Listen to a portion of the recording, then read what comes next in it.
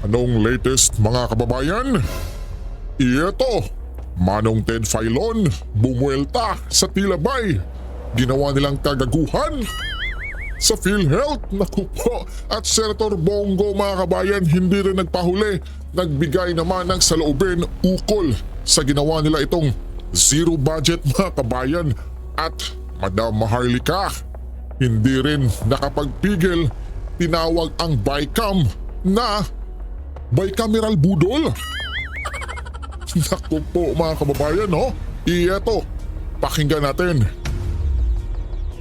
Kalokohan na naman ito. Itong sinasabi po na leksyon sa mga taga PhilHealth, hindi, ang latay nito, hindi ho naman kay Ledesma eh. Hindi kay Secretary, ang latay nito sa pamilyang Pilipino na mahihirap na naman, mga kapatid. Yun mga kababayan. Hindi po magdurusa dyan si Ledesma sa leksyon na iyan. Ang leksyon dito sa mga miyembro ng PhilHealth na wala na po malapitan. Tama, With Manong all due Ted. respect, Madam Senator, please. Tama. Diba? Ang leksyon dito, kung gusto nyo ng leksyon kay Ledesma, gumawa kayo resolusyon asking the President, sibakin nyo si Ledesma. Yun ang tama. leksyon. Yun. Diba? Gawa kayo ng both houses na resolution urging the President to fire the CEO and President of PhilHealth. Yun ang leksyon sa kanya. Yun. Pero leksyon sa PhilHealth na hindi nyo ginagamit pera nyo, ngayon, ang magdurusa, ang tatamaan ng latay ng latigo, yung miyembro ng PhilHealth. True FM. Mukha yatang wala po sa logic itong mga ganito pong uri ng desisyon.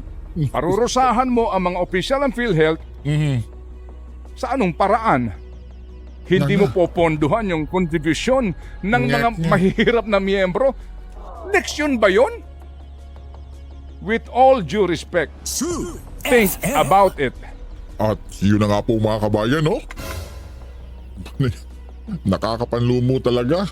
At kung gusto nilang parusahan kabayan, tama ang sinasabi ni Manong Ted Filon kabayan na dapat na nilang sibakin. Di ba po? Yung ating Pangulo mga kababayan, is dapat siya na mismo ang gumawa niya na sibakin niya na. Di ba po kabayan? At eto mga kababayan, pakinggan natin ang saloobin ni Senator Bongo kabayan. Advocated in the BICAM report. I just want to manifest my strong reservation on Yun. some of the provisions of the bicameral conference committee report, which I personally find unacceptable. I did not also Unacceptable, sign the kabayan. BICAM report because details of the reconciled budget were not available earlier. This is also in line in support of the manifestation of Senator De La Rosa during the opening of the BICAM to give the members time to review prior to signing. Bakit po ako pipirma sa isang dokumento na hindi ko naman po alam ang detalye? Tama. First, I am Tama saddened dyan, by the Senator Bongo. zero budget given to Yun, PhilHealth. zero. Naku po. As chairman of the Committee on Health, advocacy ko po ang health. Dapat po ang pondo ng PhilHealth ay para sa health. Kaya nga po, PhilHealth. Lessons learned dapat tayo sa pandemya. We should invest more in health. Katumbas Yun. po yan ang buhay ng bawat Pilipino. Kaya dapat bigyan po natin ng priority ang health. While we acknowledge that PhilHealth has still billions in reserve funds. Sabi nila 500 billion as discovered and discussed in 5 hearings conducted by the Committee on Health.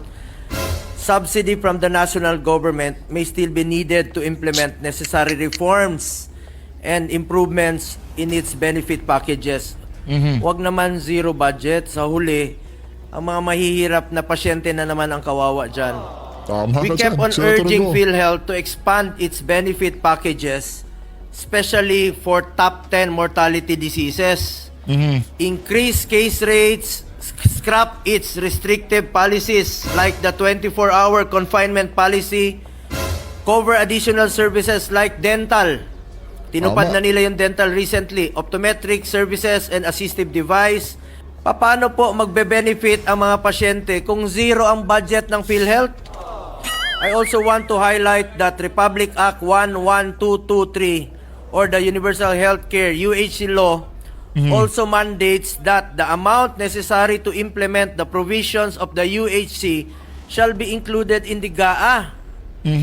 Ito po yung nakolekta noong 2023. Dapat po ay nakalaan po ito para sa 2025 and shall be appropriated under the DOH and the national government subsidy to PhilHealth. May pinanggalingan na po yan tulad ng syntax collections na dapat ay para sa implementation po ng UHC. Nasa batas po yan. May earmarking po yan under Republic Act 11346 at Republic Act 11467 or the syntax law.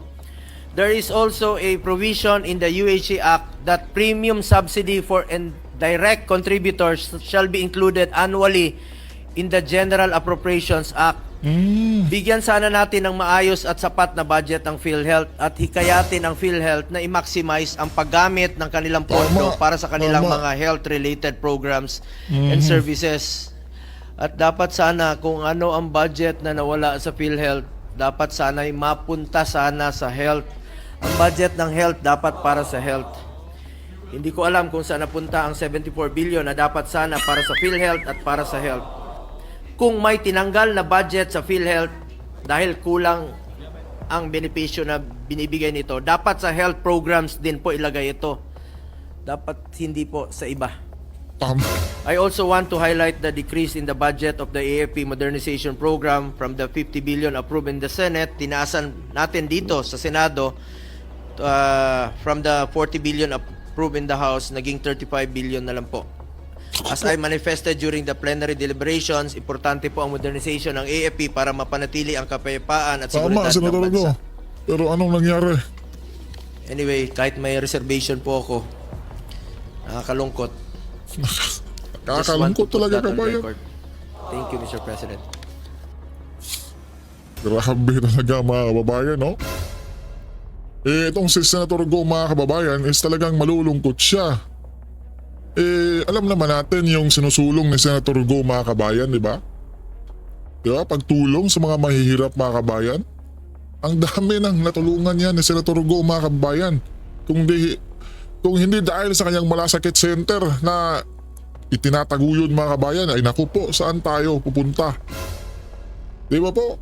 No, sino naka-experience na dyan, mga kabayan, na yung malaki yung bill nila sa ospital tapos pumunta sa malasakit center ng Senator Go?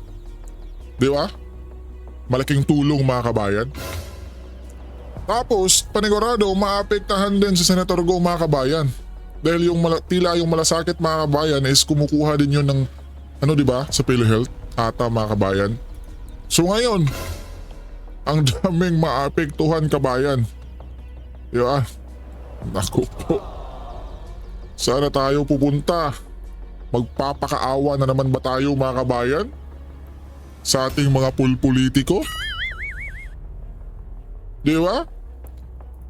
Yung pupunta tayo, mga kabayan, sa mayor's office natin at saka hihingi ng tulong at saka i-forward ka din sa ibang kandidato, mga kabayan, at tas hihingi ka ng tulong.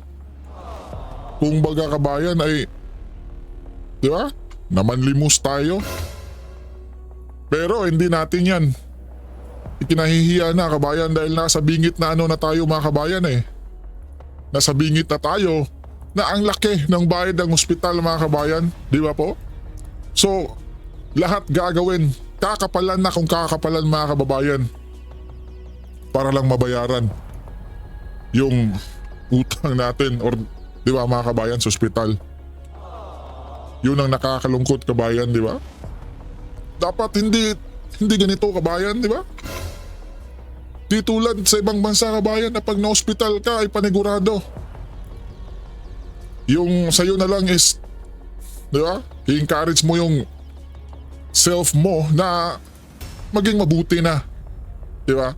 At wala ka nang ibang iisipin pa na bayarin. Wala na, kabayan. Tapos ngayon, dito sa Pinas, kabayan. Sobrang nakakalungkot, di ba po? At eto pa, kabayan, private hospitals nangangambang hindi lalo mabayaran ng PhilHealth dahil sa kawalan ng budget, kabayan. Naku po. Di ba?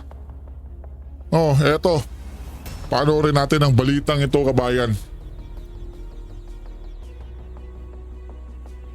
hindi mabayaran ng ilang private hospital ang kanilang pangamba. Hindi na itago ng ilang private hospital ang kanilang pangamba na baka hindi mabayaran ng PhilHealth dahil nga sa zero subsidy budget nito para sa 2025.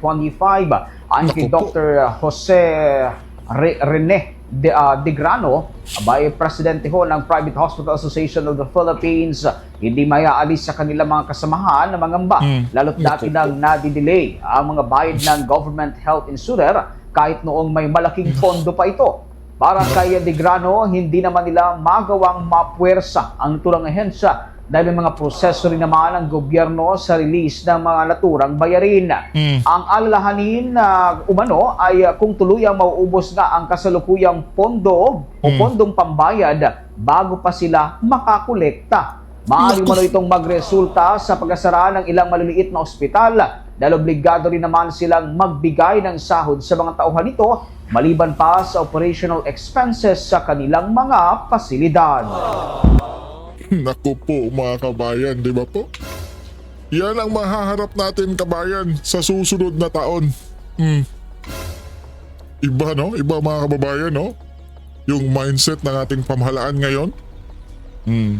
Pero, yung tatanggap ng ayuda mga kabayan eh syempre. Nung balita sa PhilHealth wala sa kanila to kabayan. Pero, pag ikaw na mismo magkakasakit kabayan, naku po. Dito mo mararamdaman kung ano ang ginagawa nila or ano ang pinaggagawa nila sa PhilHealth mga kababayan. At ito na po mga kababayan, pakinggan natin yung buwelta ni Madam Maharlika kabayan ukol sa pinaggagawa ng ating pamahalaan ngayon. Naku po. Tila marami ng mga Pilipino yung di naintindihan kabayan, no? At yung, di ba, yung mga taga-suporta ni Madam Leni Robredo mga kabayan, yung mga kakampings ay tila bumanat na rin dito sa nangyari kabayan, di ba? Di ba po? Sa pinagagawa ng pamalaang Marcos mga kabayan. At eto, pakinggan na natin si Madam kabayan. Access dito sa ayuda. Kaya ayuda Ayuda. nation na talaga tayo mga palangga, di ba? Ayuda, Kasi yung ayuda mga kababayan or yung akap kabayan ay di ba naaprubahan mga kabayan matapos raw di umanong yung Kongreso at Senado ay magkasundo na kabayan. Pero yung ibang senador mga kabayan ha, di pumayag dun ha. At may isang senador dun kabayan na tila ba nung una ay kinukutya yung ganyang klaseng, di ba? Pamimigay kabayan, ayuda-ayuda. Di ba? Yung si Senator Aimee ba yun kabayan? Oh. Pero ngayon, aprobado pala kabayan. Kaya ito, Madam Maharlika, yung ayuda nation nila.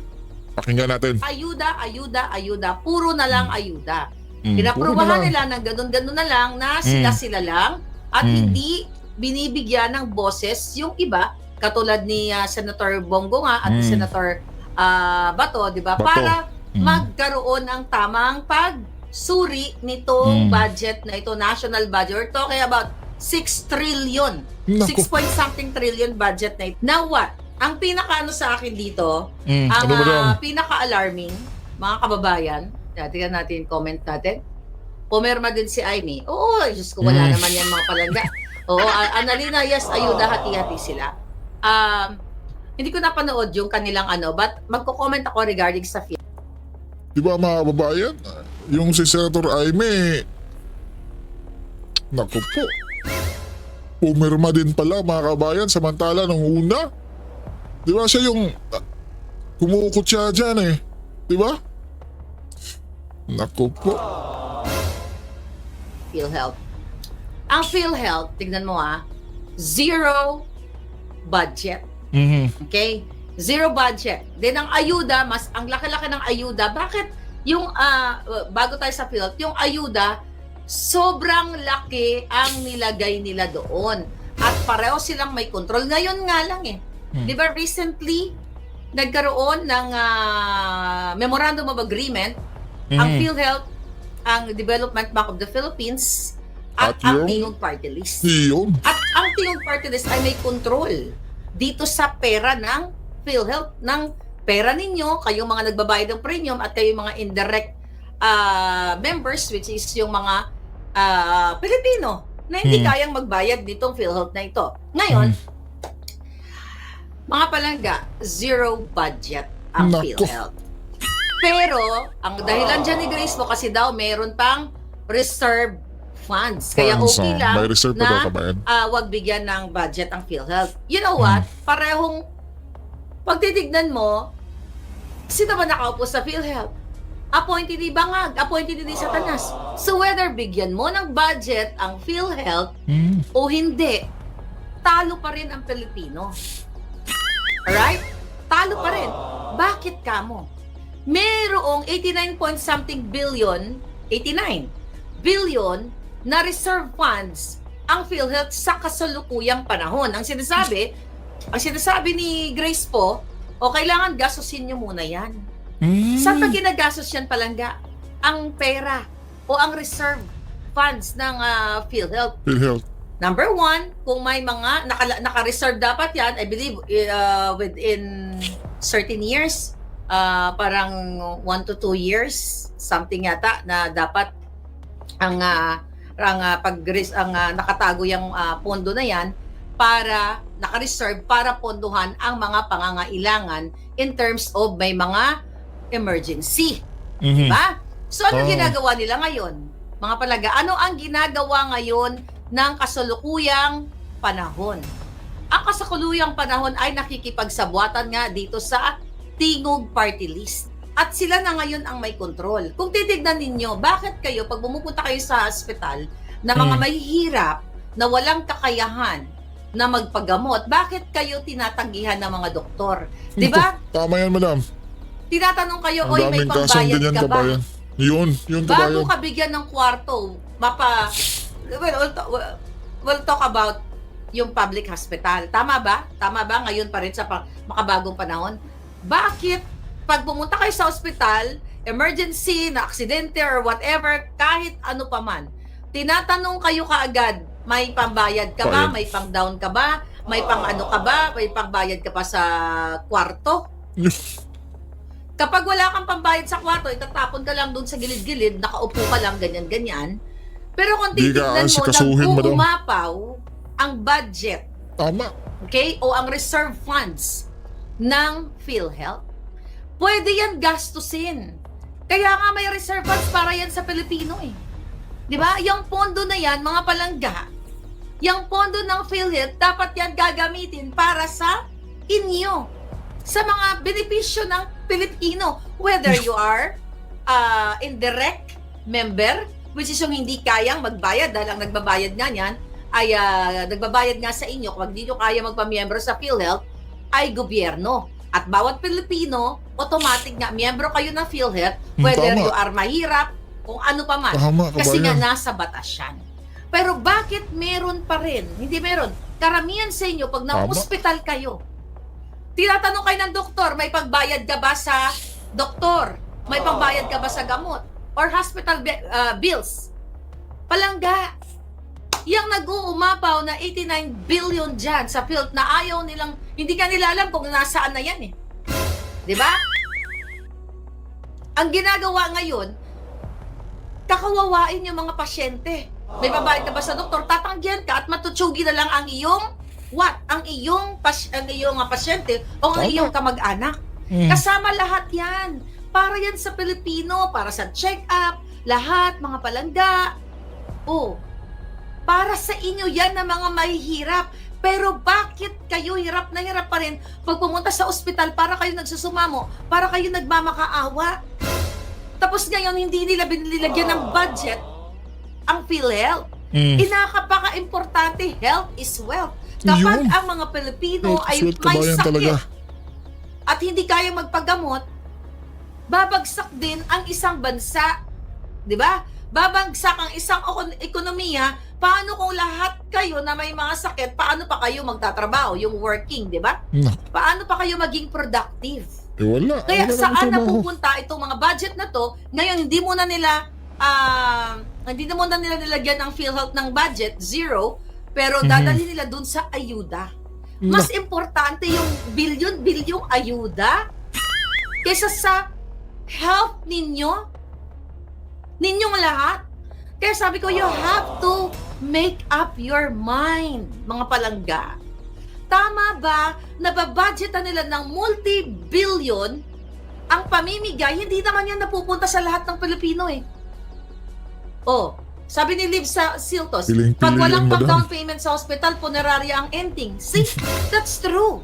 Pero without yung mga ordinaryo natin mga kababayan na hindi naman na-active dito sa ating pakikipaglaban dito or that just don't care, may karapatan kayo dahil nasa Tama. batas yan na ang Tama. bawat Pilipino ay automatic na miyembro ng PhilHealth. Kaya may pera ka, kaya wala. Wala.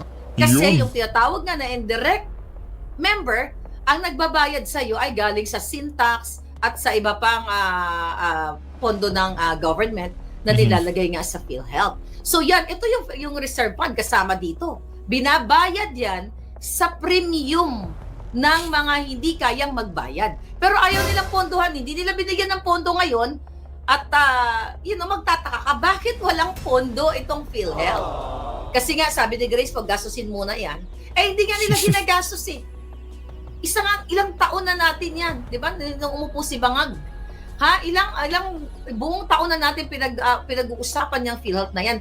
Nasaan ang pondo ng PhilHealth? Bakit kayo ay tinatanggihan pa rin diyan sa mga ospital? Di ba? Automatic, kapag pag sinabi ng doktor, may sakit ka, di ba? Dapat gagamutin ka kaagad. Pwede rin ikaw nalaglag, nahulog, or what, kahit anumang sakit. Yun. Ano ang ginagawa ng mga doktor? May trabaho, ano ba trabaho mo? Although part yan ng gathering ng data, kung indigent ka ba or what. Pero kalakaran, even before ako umalis ng Amerika, pag wala kang pera, kawawa ka, sabi nga ni Liv, pag wala kang pera, diretso ka sa punerarya. Yang pondo na yan, mga palangga, na mabalik lang ako doon konti sa mga men and women in uniform. Yung karampot na budget na yan ay what? Bayad yan sa inyo. Suhol yan sa inyo para hindi kayo pumiyok sa pagiging addict ni Marcos, sa pagtalamak ng kawatan, kidnapping, smuggling. Sana magising kayo po, no? Kahit binigyan kayo ng ganyang allowance, extra allowance, ni Tambaluslos na umaakto na presidente, sana gisingin nyo ang iyang diwa para kayong, sinupalpalan, kumbaga, sinungal-ngalan ng pera. Compare nung panahon ni Pangulong Duterte, dinoble ang sweldo ninyo, hindi Tama. dahil para sungal-ngalan kayo, because you deserve it. You deserve it in the past administrations na kinawawa kayo dahil ang mga boots ninyo, hindi nyo kayang bumili, yung mga goggles ninyo, yung ballistic goggles, di ba? Kami noon, nila Maitet, nag-donate pa kami sa mga sundalo pag bago nakaupo na si Pangulong Duterte. Binigyan kayo ng dignidad ng former administration, hindi dahil binigyan kayo ng extra dollars, that's extra dollars, o extra, 250, magkano dinagdag? 250? I forgot, 350, okay? 350 Ginawang madam, 350. Yun ay suhol sa inyo. Parang ganito yan, no? Nakakita ka na si Lisa Tanas, kayo, like, I'm talking to you, PSD, nakikita mo si Lisa Tanas, nagchuchok-tsaka, nag-orgy, sama-sama sila nagkakangkangan, nagdudurog, di ba? Nakikita nyo lahat yan eh. Pero dahil nakita mo, sabi sa'yo, sobrang puti, isang paldo, wag ka nang umimik. So si General, si PSD, hindi na ngayon iimik. Kung may iimik man, gorgor. Which is yung nangyari doon sa nagorgor na PSD. It's the same thing na ginagawa, in-announce ni Tambaluslos na dadagdagan natin yung budget ng mga uniform personnel. Diba? Hindi nila yan ginawa para dahil kayo ay dinidignify, mayroon kayong dignidad. You deserve it. Ginagawa nila yan para hindi kayo magsalita. Iyon Para lang, kabayan. tumahimik na kayo sa kabila That's the ng truth. isyu ng smuggling ni Lisa Tanas, bribery ni Tambaloslos, ni Martin Romualdez, kidnapping ni Lisa at ni Bangag, lahat yung mga yan, smuggling, durog, lahat na name it. Bayad po yan sa inyo. Yan ang katotohanan. Yang kakarampot na yan na pera, you compare sa binibigay nila sa ayuda o sa aid. It's okay na mabigyan ng ayuda yung mga indigent Filipinos, pero hindi ganyan kalaki. Ang kailangan turuan ang mga Pilipino, bigyan ng oportunidad ng trabaho. Tama, yun, Andyan kabayan. sa Trabaho. multi-billion na ayuda na yan, maraming mga Pilipino ang pwedeng mabigyan ng trabaho. Yung, Okay? Marami tayong mga PWD. Okay? Meron tayong mga PWD na hindi sila nakakalakad pero they can work at home. tama. You know, electrocomputer. Marami may dyan, magagaling madam. sila. Katulad na lamang kay Von. Von, shout out ang kababayan natin, palangga nating Muslim brother. Muslim pala si Von, yung tinutulungan natin. You know, yun siya hindi nakakilala kay Von. Yun siya yung umakyat doon sa live natin during the rally, ano? We're helping Von. Magaling siya sa IT and I'm looking forward I can help you more. 'Di ba? Tinitignan ko yung mga ganong klaseng mga kababayan na paralitiko man, nasa bahay man, pero kung bibigyan ng kalinga ng gobyerno, magpa-function kasi yung utak naman niya ando doon pa rin eh. Physically lang he is not okay, pero yung brain niya and yung kamay niya pwede pa magtrabaho. Pero si Von na dating OFW, okay? Wala siyang ni piso, wala siyang nakuha sa gobyerno. Naku Kaya po. nga, thank you sa inyo because of your stars and everything. Yung binibigay nyo, I am giving it sa mga taong, nagme-message sa atin. So yun, di ba narinig nyo po yun? Tinanong ko, Bon, may nakuha ka ba as an OFW, may nakuha ka ba sa gobyerno? Ni piso, wala. For whatever reason. Kasi taga Mindanao siya eh. Ang layo niya, naka-bedridden siya. Siyempre, alam niyo man, ang dami pang mga hukus-pukus, kuskus balungos bago kabigyan ng aid. So yun ang sinasabi ko ako sa inyo mga kapalangga na yung PhilHealth na yan, dapat yan. Si Von ay makakakinabang yan. Ayan, pinabili natin siya ng bedsore cushion niya. Yung mga ganyan. So yan dapat ang tinututukan ng gobyerno, hindi ayuda. Diyan dapat Tama. napupunta ang pondo ng PhilHealth. Dapat yan tuloy-tuloy ang pagbibigay ng mga benepisyo sa lahat ng Pilipino. Hindi po sabihin sa lahat ng miyembro kasi automatic miyembro kayo dyan eh. Di ba? Lahat pero pinahirapan pa rin kayo, mga palangga. Dahil yung reserve fund na yan, hindi na alam kung buhay pa ba dyan. Di ba? Pinabalik na yan. Pero naibalik ba talaga? Baka hanggang media Yun. lang. Yun ang Hanggang tanong, media madam. lang, okay, naibalik na, ganyan, Yun ang malaking katanungan.